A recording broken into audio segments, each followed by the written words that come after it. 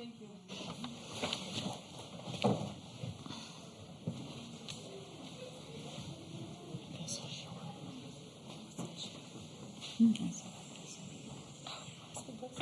All right, we'll go ahead and get started. A reminder, please silence your cell phones and I guess radios as well. And when you do get a question for the mic, make sure to give your name and affiliation. We'll start with a opening statement from Tennessee head coach Karen Weekly, then go to questions to Kiki Malloy, and then we will dismiss Kiki and then go to questions purely for Coach Weekly here. So if you want to start with an opening statement, you can.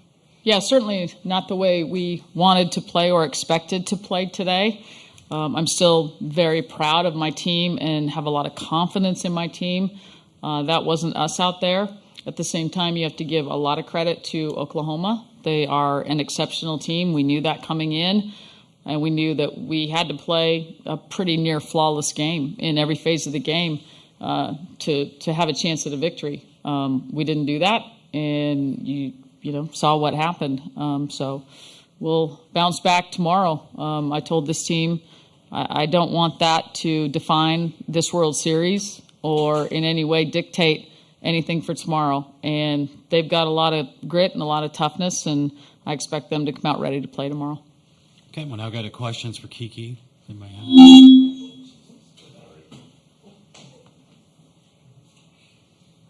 Anybody? Okay, front row right. Clay? Clay Horning, Norman Transcript. Kiki,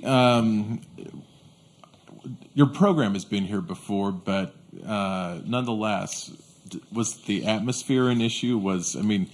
It is the biggest stage in the sport. Do you think that was part of what went wrong today for you guys?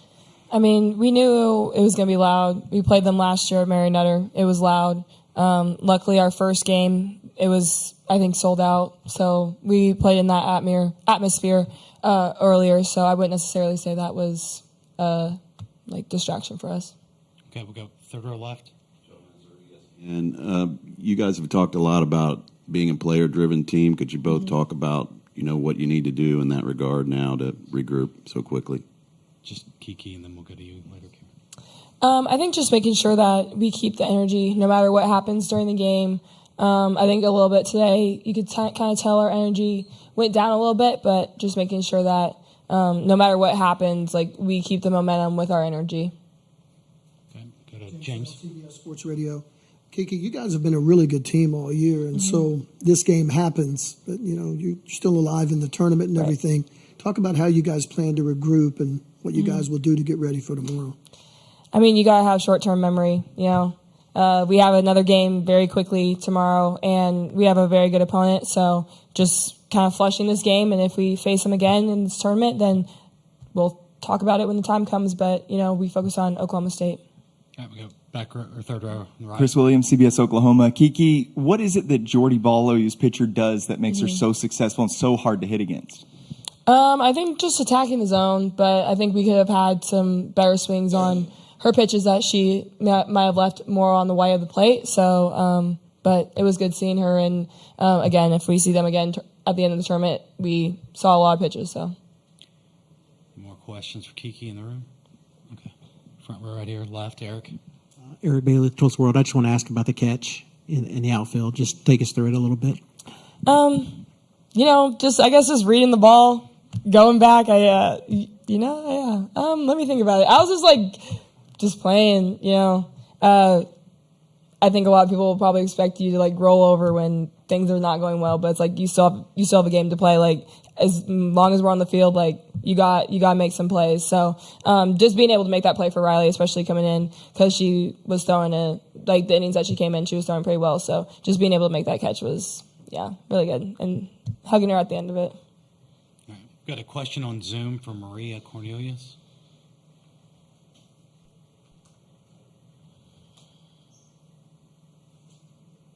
Maria? Is she on? Go ahead, Maria. All right, we'll move on. Any other questions in the room, I guess? Okay. Kiki, that's it for you. Thank you. Questions for Coach Weekly?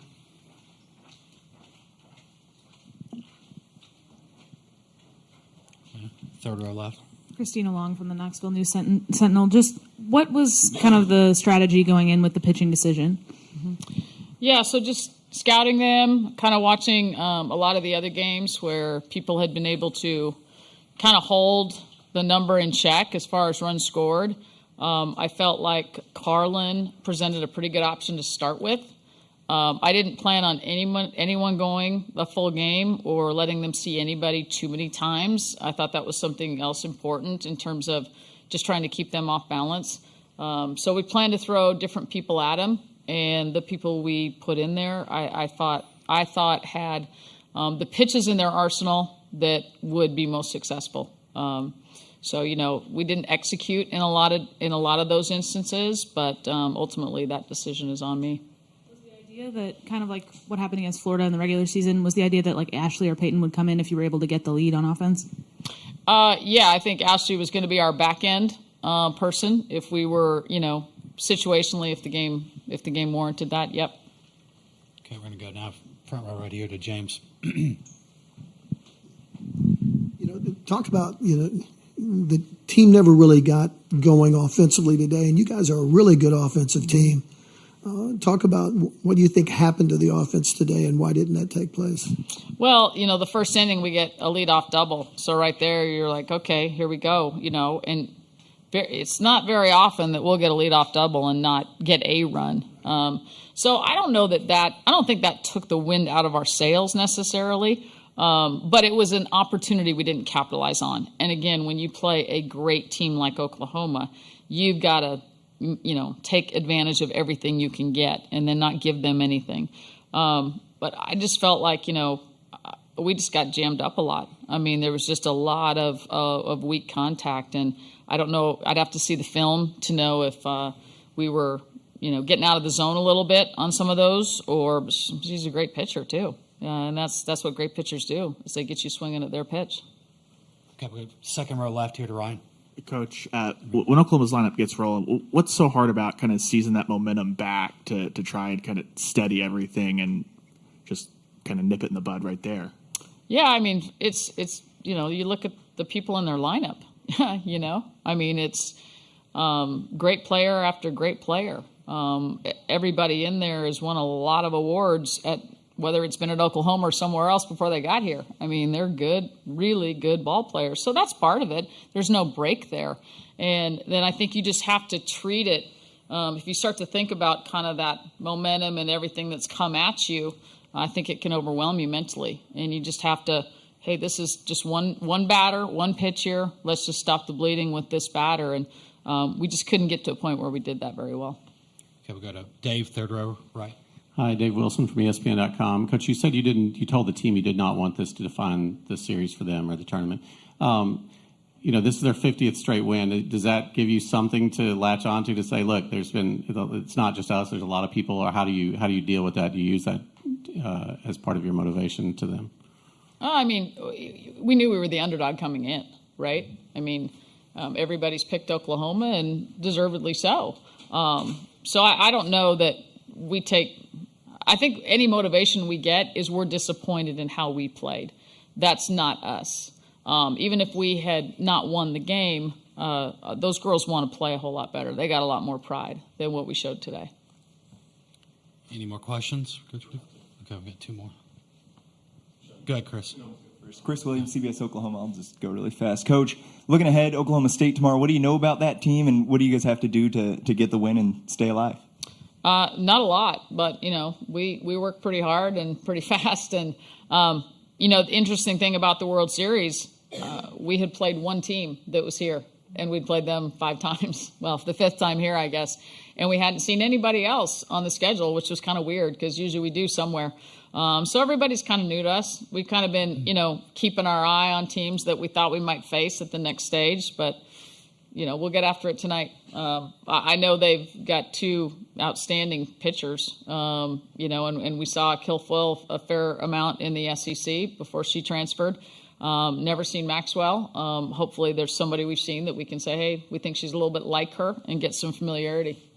Okay, Clay on the front row right will be the last question. All right, Clay Horning, Norman Transcript. A couple times you've said that's not us. So my question is this what just a super dominant team like OU can do to somebody, even somebody as good as you. And what I mean is, you're not your best. It's not they're hard to play, their aura, whatever. It gets to opposing teams, and they don't bring their best. Did anything like that happen to you today? I felt very good about my team coming into this game. I felt like we were prepared. I felt like mentally we were where we needed to be. I think Kiki spoke to it. Once we got down 3, we were fine. Once we got down 5, then I think there was a little bit of, just lack of energy. And I think and it's hard. That's hard to do. I mean, my gosh, when these athletes, that's the hardest thing in sports, I think, is to keep your energy, your intensity, your focus at the level you want it to be at when you get punched pretty hard. And they've done it really, really well all season. Today we didn't, but it does also speak to, their pitching and their team. And once they get you down, there's not a whole lot of room there. They're not going to give you anything to help you get back in the game. Last year out at Palm Springs, we got down 4-0, and then we just played a whole lot looser. Today we didn't, but that's not characteristic of this team, not at all. And I expect tomorrow we're going to see the Tennessee that I'm used to seeing. All right, that wraps up everything for Tennessee. Thank you, Coach Weaker. Thank you.